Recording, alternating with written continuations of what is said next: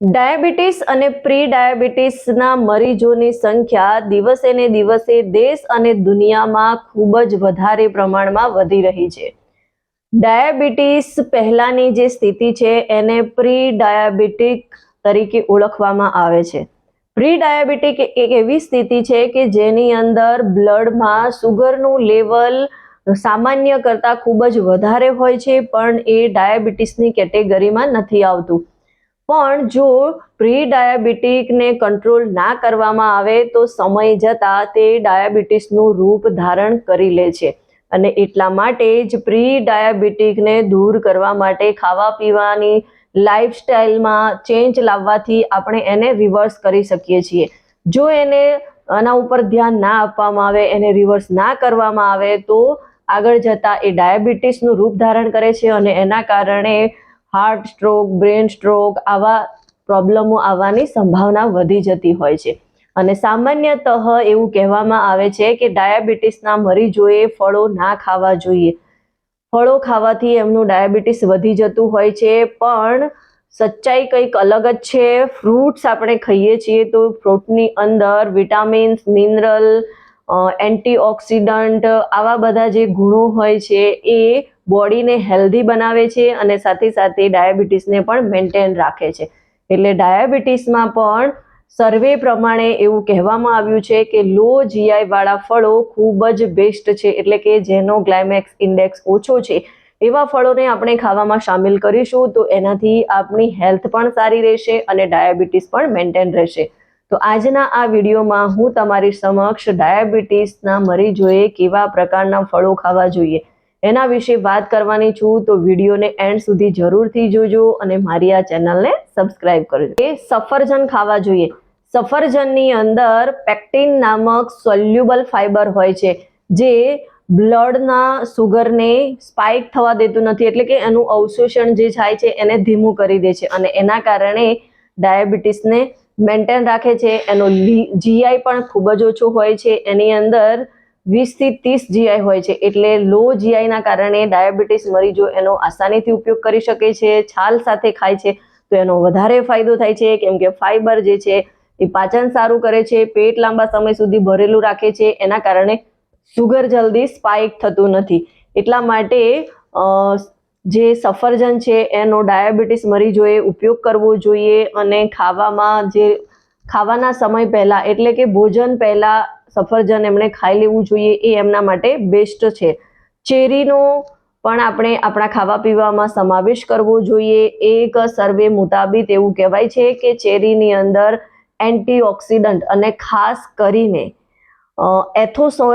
એથોસાયનિન નામનું જે એક વધારે પડતું મતલબ ખાસ પ્રકારનું એન્ટીઓક્સિડન્ટ હોય છે અને સાથે સાથે એની અંદર વિટામિન સી ભરપૂર માત્રામાં હોય છે જે ઇમ્યુનિટી વધારે છે. અને ચેરી જે છે એની અંદર જીઆઈ પણ ખૂબ જ ઓછું હોય છે, એટલે એ બ્લડ સુગરને કંટ્રોલ કરે છે, એને વધારે ઝડપથી વધવા નથી દેતું. અને ચેરી ખાવાથી જે સૂજન હોય છે એમાં પણ ઘણો બધો ફરક પડે છે. સૂજન ઓછી થાય છે, ડાયાબિટીસ કંટ્રોલ થાય છે અને ડાયાબિટીસના મરીજો માટે ચેરી જે છે એ નટ સાથે અને દહીં સાથે લેશે તો એ વધારે ફાયદાકારક રહે છે. સ્ટ્રોબેરીને પણ ડાયાબિટીસના મરીજોએ પોતાના ડાયટમાં સામેલ કરવું જોઈએ. આ ખૂબ જ સરસ ફળ છે. સ્ટ્રોબેરી એક એવું ફળ છે કે એની અંદર ભરપૂર માત્રામાં ફાઈબર રહેલું છે, પાણીનો સ્ત્રોત પણ સારો એવો રહેલો છે, એની અંદર વિટામિન સી પણ રહેલું છે અને નેચરલ સુગર જે છે મતલબ બહુ જ ઓછી હોય છે. નેચરલ સુગર પણ એની અંદર ખૂબ ઓછી હોય છે અને લગભગ એનો જીઆઈ 25 થી 30 છે.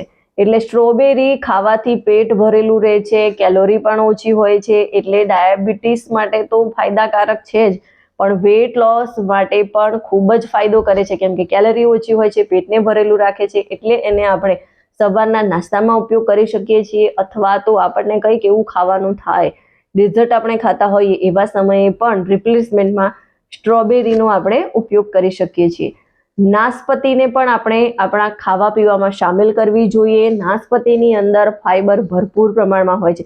જો એને છાલ સાથે ખાવામાં આવે તો એ ડબલ ફાયદો આપે છે, કેમ કે છાલની અંદર વધારે પ્રમાણમાં ફાઈબર રહેલું છે અને એનો જીઆઈ પણ ખૂબ જ ઓછો છે, 30 થી 35 જીઆઈ છે. એના કારણે બ્લડ શુગરને પણ નોર્મલ રાખે છે.